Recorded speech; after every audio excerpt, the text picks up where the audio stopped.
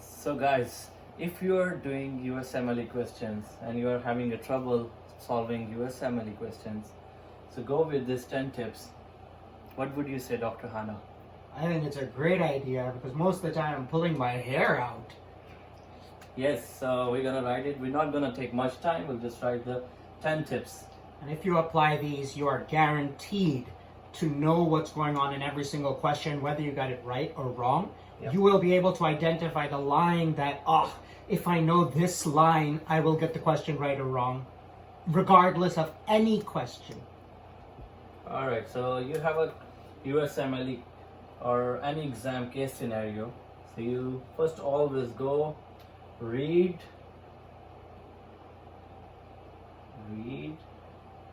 the last line, what they are asking about. Last line First. Carefully read what they are talking about, what they are asking in the question, whether it's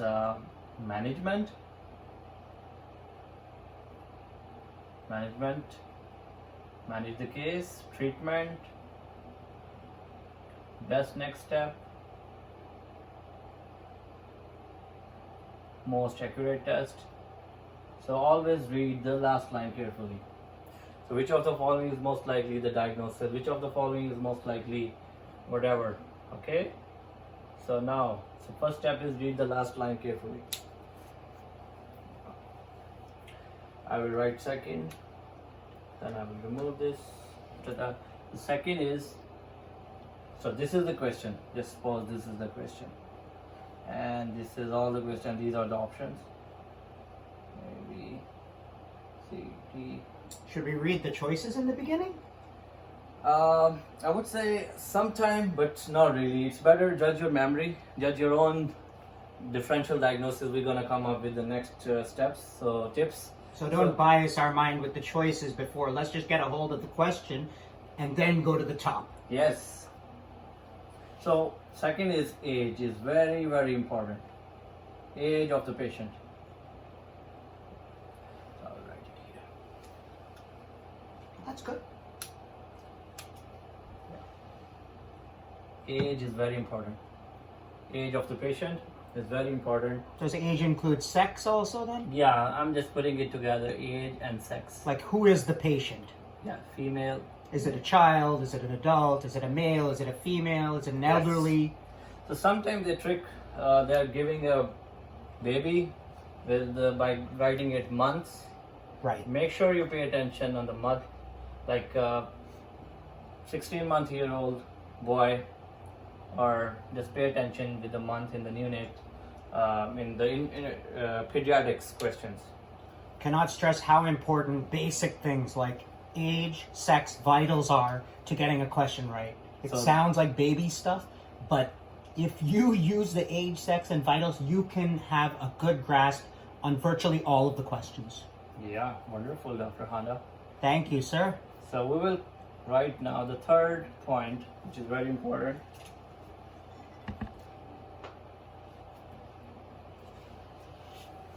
We'll write the third point and fourth. The third point is the one I wrote here, which is very important. Chief complaint. What patient is coming for? What is the chief complaint he's having? Like patient is present with, come to the ED. It must be emergency thing, or coming to the office with the normal routine setting. So patient have a chief complaint of nausea, vomiting, flu-like symptoms. So just pay attention to the chief complaint. So that's what they're gonna ask you in the question and related to the diagnosis. So then the fourth point is, which is very important. After that, reading all the question, reading about chief complaint, positive finding and negative finding, and then you see the main thing is vital sign is very important. Vital sign.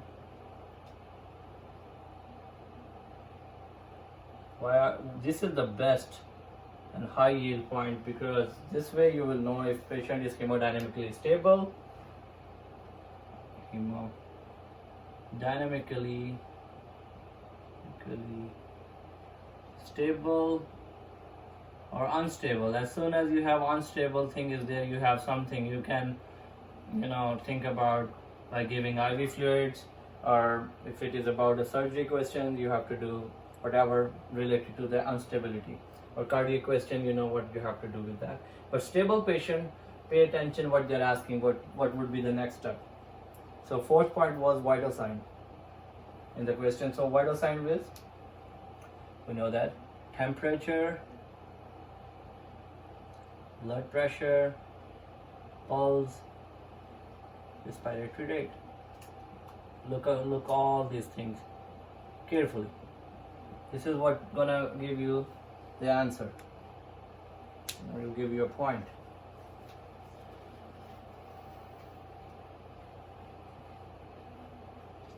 So again, these points that Dr. Danny just made are essential to getting a question right.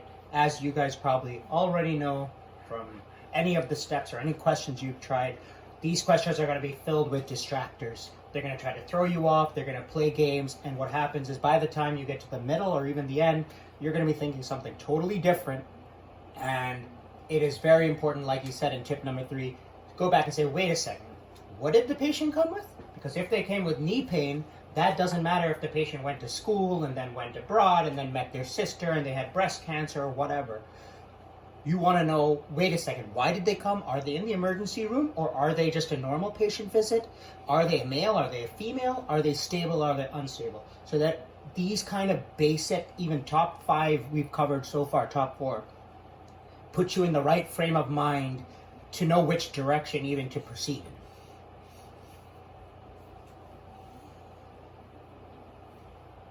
So this is the 5th point, is very important. Sportive findings. What sportive findings are giving you the answer? What is related to the diagnosis, or keywords or buzzwords which is telling you that so for example, a buzzword like venous atrophy, it means you have something to do with the celiac disease, venous atrophy in the question, or any buzzword in the question.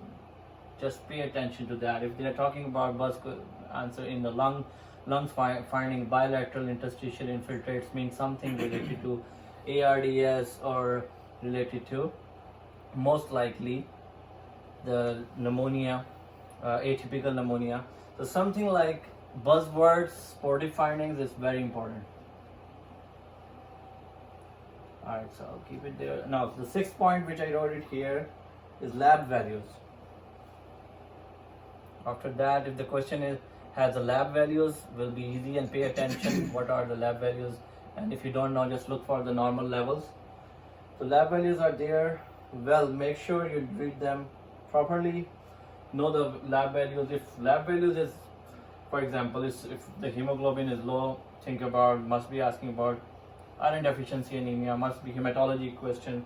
So better pay attention to the lab values, which are very important. Yeah, and for me personally, Dr. Danny knows this is one of my favorite things, because like we were just now talking about distractors and all, you can't lie about the labs. So no matter what they say, if the hemoglobin is down, the hemoglobin is down. If the platelets are down, there's no games they can play. If your clotting factors are off, if your liver function test, AST, ALT is elevated, if your ALP, so you know whether or not, mind my language, if they're bullshitting you, if they're messing with you, if they're trying to trick you. Hey, you can't play games with me. I see that renal failure is there, so I know no matter what you said, it's present, and that can help you, find the right direction again and curtail the answer choices to the ones you want. Yeah, exactly. Best way to approach a question, to think about, this is very important. That's how I do the question most of the time. Think about differential diagnosis. Right, black. Dr. Danny, DD, he is the expert at differential diagnosis. Yes, this is very important. Alright, so for example, in the question you have hematuria. Just making a simple example. You have all the different diagnoses. Nephrolithiasis, bladder cancer, maybe cystitis, Maybe Oh. PSG, streptococcal granulonephritis. PSG. Exactly, all those causes like glomerular diseases, Yeah. especially nephritic Yeah. glomerular diseases. Yes. All right. So now, sorry. Now the eighth point is, all right. So once you think about, okay, the question is asking about nephrolic acid. Just imagine. So the eighth point is, make a diagnosis. Keep with your diagnosis when you're sure everything sportive findings are supporting your answer. So make a diagnosis. Sorry, I'll write in blue. Make a diagnosis. Make a diagnosis, and make sure all sporting. Same thing. All sporting findings are actually supporting your answer. Are actually supporting your diagnosis. Just have a look one time, then we'll move on to the 9th and 10th point. So seventh, again, best way to approach to think about differential diagnosis like hematuria. You have all these diagnoses. So think about if more sportive findings are there supporting for nephrolithiasis, like for example, you have a parathyroid adenoma, hyperparathyroidism, and it has a nephrolithiasis. You have like hyperparathyroidism, primary hyperparathyroidism, or so make a diagnosis and just keep with your answer. So always just do not overthink. Keep with your answer. Whatever comes first will always work, because your brain is telling you exactly that's what I saw in the question and now that would be the answer. Keep with your answers. Do not change if you're sure enough. That's most likely people do mistakes when they change the answer and they doubt their knowledge and all that. We are all medical students and we know most of the stuff already. So if it is simple question, just keep with your answer. If it is hard, pay attention that what are the things you're missing. So 9th and 10th point. I will see if Dr. Handa want to add something related to so far, I think differential diagnosis and making it. Yeah, that point number 8, Danny did a great job explaining it. Basically, what that also means is, as you've gone through, once you've kind of gone through those steps, you started, you went to the last point. All right, what are they asking me? They're asking me, what is the best next step? Okay, cool. So now I know, all right, I got a 45-year-old female presenting with episodic pulsatile kind of upper right abdominal pain. We want to see, is she, okay, where are the buzzwords? Is she fat? Is she 40? Is she female? Is she flatus? Anything like that. Check the lab values. We already know if it's a gall type thing, you want to see increased either ALP, maybe liver findings might be there. Is it a pancreatic cause? Is it an alcoholic cause? Is it a stone? What is going on here? And once you've gone through all those steps that we mentioned, and you're coming to the end now, as he was just now saying, when you're looking at those differentials, make sure that when you're looking at that diagnosis, that did all of my pieces fit correctly? Because if even one of the pieces doesn't fit, if it's a questionable piece, that's different. But if there's one that you're like, you know what, this feature just doesn't fit here, that means that choice is wrong, and it is there to make you get it wrong. So exactly what he was saying is that you need to make sure that once you come down to those last two choices, or you're saying, you know what, I think this is the one, choice C, make sure that there's nothing in those points that you nail down that just totally is out of place. Because if it doesn't fit, then you must acquit. That's what Johnny Cochran said back in the day, and that's what applies here on USMLE. Great job, man. Really nicely done. So the last two steps which we came up with, me and Dr. Handa, is look for the choices if you're confused in two options. This is very, very important. Most of the guys actually end up choosing wrong answers, so there are like always two options you end up with, whether it's like just make something like you're confused between anything like abdominal aortic aneurysm or aortic dissection or something like that. So go if you're confused in two options, think what features support your answer the most. The most is very high yield and very good to know that what are extra things are supporting. Pay attention properly and make sure that, okay, if it is asking about aortic dissection, hypertension, like the most likely chest pain, back pain, is severely hypertension, it must be aortic dissection. Atherosclerosis cause most likely if there's abdominal pain and like bruit, think about AAA. I mean, that's how you can, pay attention in the sport. Most features are supporting hypertension, aortic dissection. Smoking history, all that other crap, just think about AAA. I mean, this is just a vague example. So now the last point, but not the least, is always helping for me when I do questions during my preparation of all the steps, is process of exclusion. Like you end up with two options, like Alpha, Bravo, Charlie, Delta, whatever. You exclude this, you end up with B and C, and you're confusing. Like, so if you like same thing, go back again, spot your answer. Like you think that Charlie sport, this is the best, I think that must be the answer. Then remove this. That's how we do process of exclusion, and that's your answer right there. So I think process of exclusion helps a lot of guys, and they end up picking the right answer. Right answer, correct. So Dr. Handa, would you like to add something? Then we just Absolutely. I think that last step is also fantastic. It applies, it's another one of those things that I love to do.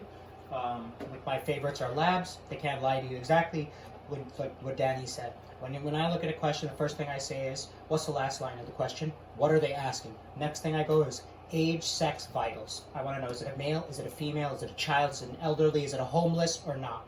Then I want to know, what are the vitals? Are they stable or not? They might say 108 over 72, which sounds low, but actually it's not low, because they want to know, is it either 90 over 60 or is it 140 over 90 for low and high respectively. After I go through that and I follow the way we did, our buzzwords, this and that, sometimes you're not sure. You're like, you know what, I'm kind of lost in this question. And if you use process of exclusion, you might not realize that, bang, you knocked out 3 out of the 5 choices. You're already down to 2. And it's something that seemed kind of like frightening or you felt lost, you're actually in a good range. And even if you do know, and you went through Danny's best strategies, number 8 and 9, does my answer fit? Do I have the things that are supporting? If you're like, you know what, I'm still a little shaky, and you go through process of exclusion, there's a good chance you might knock out that second choice you were deciding between and say, wait, that just doesn't even fit. And bang, you know your answer. Great job, man. So the last, I will just add one more thing, that if you have 1 minute, of course, all the questions have only 1 minute, so try this method. It will work. Thank you so much. And God bless you. Good luck. Smash those questions. Smash high score and get